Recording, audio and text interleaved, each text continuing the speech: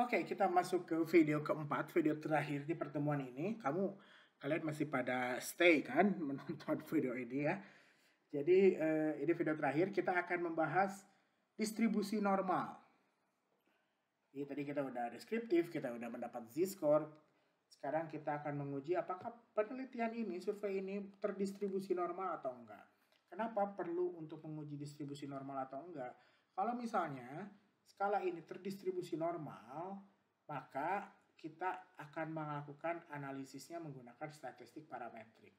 Kalau misalnya tidak terdistribusi normal, maka akan melakukan statistiknya dengan statistik non-parametrik. Jadi itu akan berpengaruh ke analisis ke depannya. Oke, sekarang kita langsung mulai aja. Kembali lagi ke analyze, masih deskriptif statistik, karena sebetulnya hari ini kita bahas memang masih deskriptif statistik, jadi hanya menggambarkan data gitu, belum meninterpretasi data gitu ya. Jadi kita hanya menggambarkan deskriptif, explore. Diulangi lagi ya, sekali lagi. Jadi analyze, deskriptif statistik, explore. Klik. Nah, di sini ada 3 kotak, tapi kita perlu mengisi 2 kotak ini. Apa yang mau kita uji ke normalitasannya, kenormalannya tuh. Pertama itu tentu saja skor total. Skor total kita masukin ke dependent list. Lalu apa yang mempengaruhi atau kita ingin melihat dari sudut pandang apa? Misalnya di sini karena di sini ada umur, jenis kelamin, pendidikan dan pekerjaan, saya mengambil contoh, saya akan menguji dari jenis kelamin. Jadi kalau misalnya teman-teman di sini ada 4, berarti teman-teman harus melakukan 4 uji normal. Tapi kalau misalnya kalian cuma punya lakukan hanya umur aja, ya udah umur aja gitu ya. Atau jenis kelamin aja di penelitiannya, berarti udah jenis kelamin aja gitu. Jadi dependennya, skornya, factor listnya jenis kelamin. Kita klik statistik, ini nggak perlu diubah, continue, plots. Nah, plots kita ubah, tadinya awalnya ini yang diklik itu stem and leaf, kita uncheck, kita unclick, kita cek histogram, lalu kita klik normality plots with test. Continue. Option, nggak usah. Oke, udah langsung. Oke. Nah, loading dulu, terus keluar seperti ini. Dari sini apa sih yang bisa kita lihat gitu ya dari si output ini? Yang perlu kita lihat pertama ketika melihat tabel yang ada beberapa ini dan banyak lagi ke bawahnya tuh. Jadi tabel yang pertama kita lihat itu di deskriptif, tabel deskriptif. Kita lihat skewness-nya. Nah, kenapa tadi kita mengubah value? 1 jadi pria, 2 jadi wanita, itu manfaatnya di sini. Seperti ini. Jadi output kita ngelihat tadi berdasarkan jenis kelamin. Di sini pria kan tulisannya. Kalau misalnya tadi kita nggak ubah value-nya, di sini cuma angka 1. Jenis kelamin 1, di sini 2. Gitu. Jadi bingung, 1 itu apa, 2 itu apa. Kalau orang yang nggak ngerti, kalau orang yang bukan yang mengerjakan gitu, orang lain. Misalnya kalian ngumpulin ke saya, kalian ngerjain, nggak diubah value-nya, saya bingung. 1 itu apa, 2 itu apa gitu. Saya nggak tahu. Tapi karena value-nya diubah, jadi kita bisa lihat, oh ini data pria loh, oh ini data wanita loh gitu ya. Jadi jangan lupa nanti kalau kamu masukin data ke SPSS, kalian ubah value-nya. 1 jadi pria atau 0 jadi pria, itu terserah kamu. Yang pasti ketika output ini dia harus menggambarkan pria atau wanita gitu. Atau laki-laki, perempuan, terserah kamu lah. Yang penting intinya jadi bisa dibaca oleh orang yang awam, di luar yang mikir. Nah, kita lihat dulu dari satu-satu ya. Dari pria kita lihat skewness-nya. Di sini ada skewness, ada kurtosis. 2 hal ini yang akan kita lihat. Skewness itu, jadi kalau misalnya data dalam statistik itu kalian pernah belajar mungkin di statistik, ada yang namanya distribusi normal, itu bentuknya kayak gunung. Kalau disebut distribusi normal, dia gunungnya tepat di tengah gitu. Atau enggak kamu pernah nonton tuh berita tentang corona tuh, kurva corona. Nah, kurva corona kan tepat di tengah tuh, itu distribusi normal. Jadi kalau misalnya melenceng ke kiri atau melenceng ke kanan, itu namanya skewed, skewed ditulisnya. Kalau skewed positif, dia akan melenceng ke kanan. Jadi puncak gunungnya itu ada miring ke kanan. Tapi kalau skewed negatif, puncak gunungnya akan ada di kiri gitu ya. Nah, kalau misalnya kalian nonton berita atau kalian baca-baca artikel internet, orang selalu bilang, ngapain sih COVID-19 ini diadakan PSBB? Ngapain diadakan lockdown? Katanya supaya gunungnya atau si kurvanya itu melandai. Nah, landai atau enggaknya itu namanya kurtosis. Jadi kalau gunungnya terjal atau gunungnya landai itu kurtosisnya. Gitu. Nah, skewness kita lihat, skewness dari penelitian ini itu minus 0,82. Minus 0,082, standar errornya 0,403. Kurtosisnya minus 0,882, standar errornya 0,788. Ini sebetulnya bisa dihitung gitu ya. Dihitungnya gimana? Dengan membagi antara skor statistik dengan skor standar error. Cara ngitungnya gimana? Cara ngitungnya kita harus pakai kalkulator dari luar, nggak bisa pakai SPSS. Jadi saya mengeluarkan kalkulator di sini, misalnya ini minus, gimana pakai minus? Oh ini ya, minus 0,082, benar ya, dibagi 0,403 sama dengan 0,2. Nah, jadi dianggap normal kalau kita ambil dari rumus ini ketika hasil bagi statistik dengan standar error itu di antara minus 2 dan 2. Jadi di antara minus 2 dan 2. Karena 0,203 berada di antara minus 2 dan 2 berarti distribusinya normal. Kurtosisnya kita coba juga sama perumusannya. Gimana? Clean. Oh ya. Kurtosisnya minus 0,882 dibagi 0,788 sama dengan 1, berarti distribusinya normal. Oke, good. Itu yang cowok. Kita pindah ke yang cewek, ke wanita. 0,989 dengan statistiknya dan errornya 0,536. Kita bisa coba juga 0,989 dibagi 0,536 sama dengan 1,8. Berarti ini juga masih terdistribusi normal. Kurtosisnya apakah normal? Kita coba ya. 1,390 dibagi 1,038 sama dengan 1,33. Berarti ini datanya terdistribusi normal. Jadi kamu ngujinya seperti itu. Setelah kamu analisis kayak tadi, kamu lihat skewness-nya, kamu lihat kurtosisnya. Pria berapa, kamu bagi antara statistik dengan standar error, kurtosisnya statistik dengan standar error. Kalau ada di antara minus 2 dengan 2, berarti dia distribusinya normal. Kalau misalnya lebih dari minus 2 atau lebih dari 2, berarti dia skewed negatif atau skewed positif. Pria, wanita, kamu hitung satu-satu. Kalau misalnya kamu punya range umur dari 18 sampai 33, berarti satu persatu kamu hitung. 18 seperti apa, 19 seperti apa ya. Lumayan capek, tapi memang harus seperti itu. Oke, jadi kita tadi udah tahu ini terdistribusi normal apa enggak dengan membagi antara statistik dengan standar error. Terus gimana? Sebelum kalian maju ke tahap selanjutnya, kamu balik lagi ke Word. Ya, di Word ini kamu tuliskan data yang yang kalian udah dapat dari tabel itu. Pada survei ini saya udah tulis. Data yang kami ambil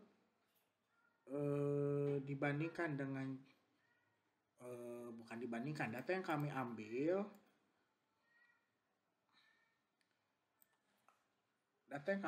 apabila dianalisis berdasarkan jenis kelamin partisipan pria memiliki skewness sebesar berapa? Kita buka di sini. Pria skewnessnya minus 0,082. Jadi tulis di sini minus 0,082. dengan standar error dari dalam kurung SE sama dengan SE itu standar error. Standar errornya berapa? Kamu lihat lagi di sini. Ini 0,403. 0,403 sama. Dan kurtosis sebesar ini berapa? Minus 0,882. Minus 0,882 dengan standar error. Standar errornya kita lihat lagi berapa? 0,788. Jadi yang prianya kamu tulis seperti itu. Terus partisipan wanita memiliki skewness sebesar, skewnessnya berapa? Jadi kenapa ini beda dengan yang ada di output? Karena ini tadi analisis dari video pertama, saya memberi contoh analisis menggunakan data reverse score, tapi malah akhirnya jadi ngaco. Makanya sekarang saya mau ngasih contoh datanya reverse, bukan data reverse score yang saya pakai tapi data normalnya. Ya, tapi itu tergantung skala, sekali lagi tergantung skala kalian. Kalau memang skala kalian ada item reverse score, berarti item reverse score yang dipakai. Kalau nggak ada ya jangan di reverse ya. Partisipan wanita memiliki skewness sebesar, skewnessnya berapa nih wanita? 0,989. Jadi kita masukin di sini 0,989 dengan standar error kayaknya sama, standar errornya 0,536 dan kurtosisnya 1,390. 1,390. Jadi kamu tulis kayak gini. Ini dari tabel analisis yang ketiga, tabel yang pertama. Kamu tulis seperti ini. Saya kasih highlight warna, kok ada warna lain ya? Biru muda. Ya, jadi seperti ini kamu tulis. Udah gitu, kita kembali lagi ke output. Nah, sebenarnya ketika kita pengen tahu normal atau enggak secara umum, kita bisa lihat nggak usah dari skewness kurtosis aja. Jadi ini ada beberapa hal, tapi untuk meyakinkan, kita bisa lihat dari tabel bawahnya itu test of normality oleh Kolmogorov-Smirnov. Gitu. Kita lihat dari signifikansinya. Mana signifikansinya? Kamu lihat mana? Bukan Kolmogorov-Smirnov, sorry, Shapiro-Wilk. Kamu buka Shapiro-Wilk. Shapiro-Wilk itu bilang signifikansinya 0,05. Jadi kamu lihat sig di sini 0,177 dan 0,160. Sebenarnya mau Kolmogorov mau Shapiro sebenarnya sama aja. Signifikansi itu dinilai bagus ketika skornya atau nilainya di atas 0,05. Nah, cuma memang kalau dari kalau 0,05 kita lihat ya, kalau Smirnov pria dianggap signifikan di atas 0,05, tapi wanitanya mepet kurang sedikit ya di bawah 0,05. Tapi kalau misalnya kita lihat dari Shapiro-Wilk, prianya ini signifikan, berarti dia terdistribusi normal, wanitanya juga 0,169 di atas 0,05, berarti signifikan, berarti dia terdistribusi normal. Jadi kamu boleh tulis pakai Kolmogorov, boleh pakai Shapiro. Kamu tulisin di Word.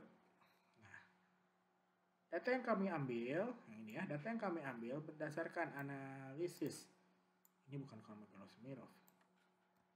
Shapiro-Wilk misalnya, merupakan data yang terdistribusi normal dengan signifikansi. Signifikansinya berapa pada pria? Pada pria 0,177, kamu tulis 0,177 dalam kurung P strip value sama dengan 0,05. Jadi 0,05 tuh 0,05 itu sama dengan 5% kan, kalau dikali 100 tuh jadi 5%. Jadi tingkat kepercayaannya itu 95% gitu. Kurang lebih kayak gitu. Pada data pria dan di signifikansi perempuan wanita itu ada di berapa? Ada di 0,169. 0,169 mana Word 0,169 dengan P value 0,05 pada data wanita. Atau misalnya kamu bisa tulis juga di sini, tulis lagi sedangkan berdasarkan analisis siapa tadi? Kolmogorov-Smirnov misalnya. Kolmogorov Smirnov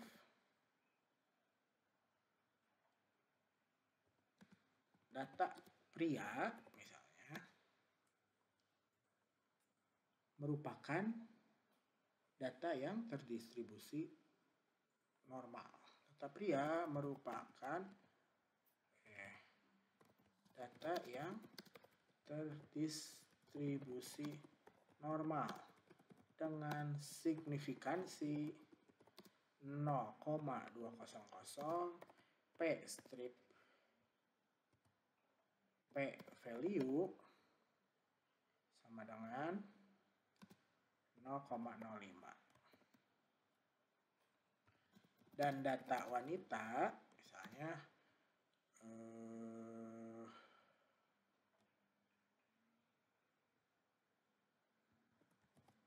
merupakan data dengan, kalau 0,044 berarti kurang ya, berarti kalau kurang, dan data wanita merupakan data yang atau data yang sebenarnya itu masuk ke data yang terdistribusi normal ya, karena kurangnya dikit, mepet-mepet dikit. Data yang cenderung terdistribusi normal dengan signifikansi 0,044, ya kurang dikit banget gitu kan, 0,044. Saya tulis lagi P strip value-nya sama dengan 0,05. Sebenarnya ini juga udah kayaknya mungkin normal, tapi mungkin dia agak skewed dikit ke kanan atau skewed dikit ke kiri, dikit banget. Hanya sekarang kalau ini dibulatin kan cuma 0,04, dia kurang 0,01, kurang 1% untuk jadi signifikan gitu ya. Jadi sebetulnya ini udah cukup normal sebenarnya.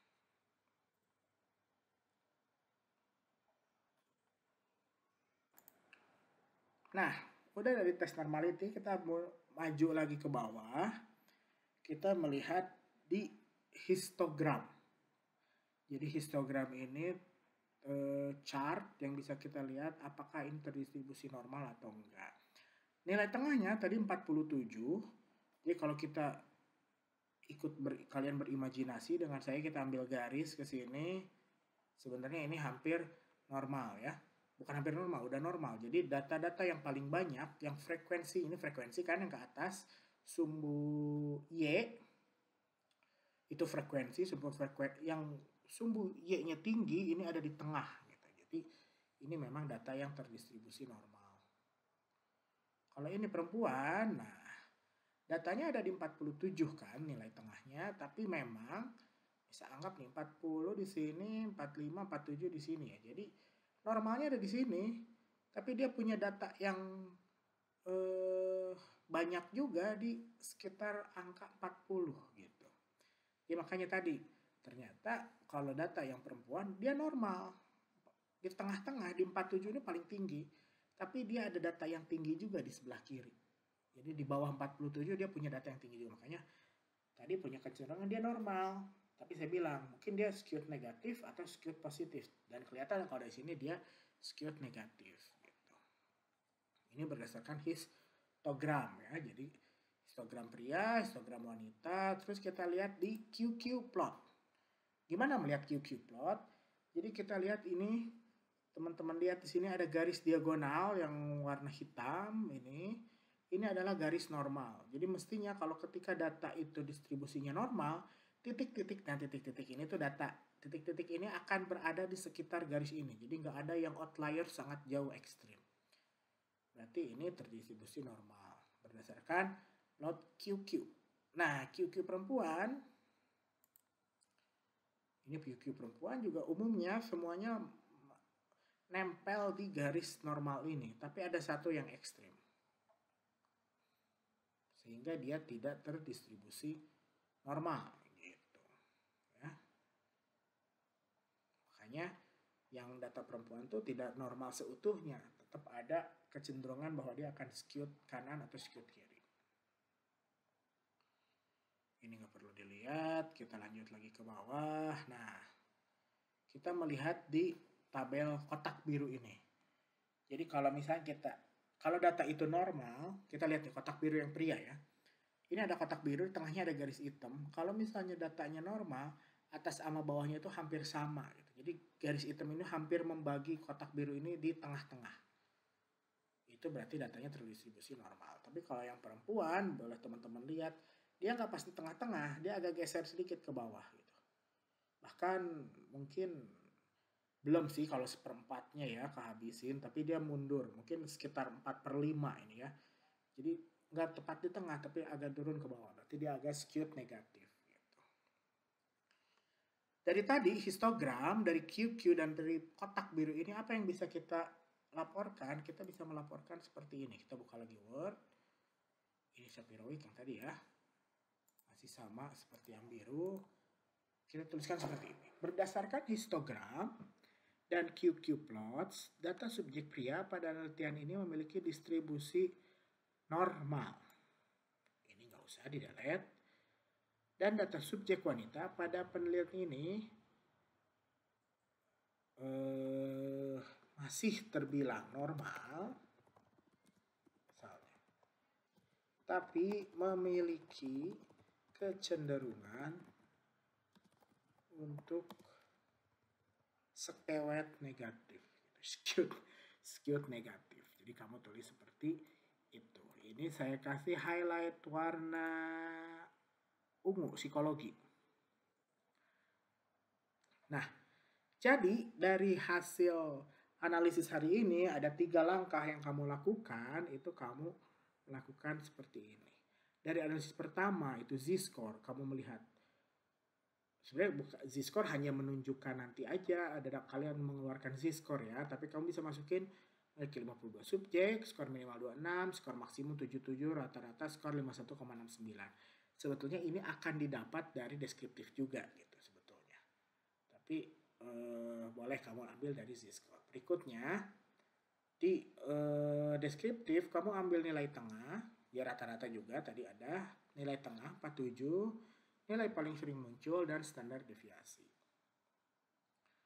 Lalu pada distribusi normal, kalau kamu lihat tabel yang awal, kamu analisis, lalu kamu tuliskan interpretasinya seperti yang saya highlight biru ini.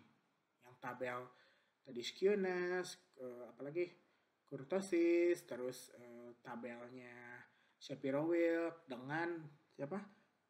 Kolmogorov-Smirnov.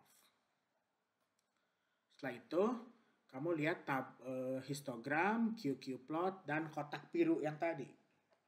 Kamu ceritakan di sini seperti highlight ungu ini. Udah belum tugasnya? Belum.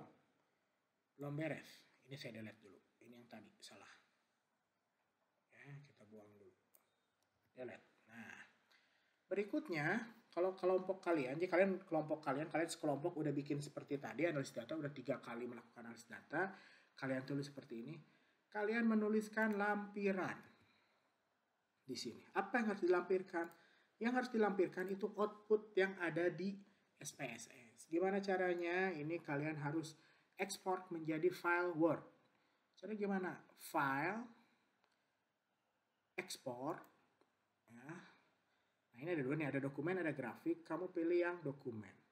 Dokumen ini udah aja Word RTF. Ya. Dimana kamu mau save-nya, misalnya save-nya saya mau di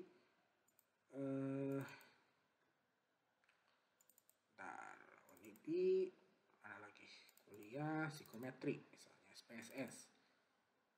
Ini saya mau tulis output tanggal 27 04 2020 27 April 2020. Save. Klik OK, jangan nggak di OK ya, nanti nggak keluar. Nah, ada OK, kamu buka datanya. Nah, ini adalah output dari output dari pekerjaan kita hari ini. Semuanya ada di sini. Kenapa ini harus dilampirkan? Supaya saya bisa tahu kalian mengerjakan SPSS dengan benar atau ditebak-tebak gitu ya. Saya nggak tahu kan gitu. Makanya saya harus lihat. Ya, ini yang ini boleh di delete ya kalau malu. Ini malu-maluin aja nih pakai ketahuan bajakannya. Kita delete. Kita delete lalu kita select all. Ctrl X boleh. Ini di close aja dan save. Di lampiran di file yang tadi kamu satuin, pas di paste di sini. Tuh, gitu. Jadi laporan ini pendek tapi lampirannya panjang. Seperti ini ya. Nah, file ini yang nanti akan kamu kumpulkan ke saya kasih waktu seminggu, jadi kamu kumpulkan minggu depan sebelum kuliah kita dimulai minggu depan. Jadi mungkin deadline-nya hari Senin pagi lah, jam 6 pagi atau jam 5 boleh. Tapi sebelum kuliah dimulai, kamu harus mengumpulkan tugas ini. Atau jangan Senin pagi ya, hari Minggu malam aja ya, biar saya ada waktu untuk baca. Jadi per kelompok nanti dikumpulkan di Google Classroom. Jadi kalian attach file, nanti kalian kumpulkan di sana. Oke? Kalau ada pertanyaan, silahkan posting di postingan video ini di Google Classroom. Silahkan mencoba SPSS-nya. Kalau misalnya ada yang bingung, ada pertanyaan, silahkan tanya di Classroom. Boleh tanya di WhatsApp group juga boleh. Japri juga nggak ada masalah. Silahkan aja ditanyakan. Oke? Semoga sukses. Tetap sehat. Tetap semangat ibadah puasanya bagi yang berpuasa. Kita ketemu lagi minggu depan. Assalamualaikum warahmatullahi wabarakatuh.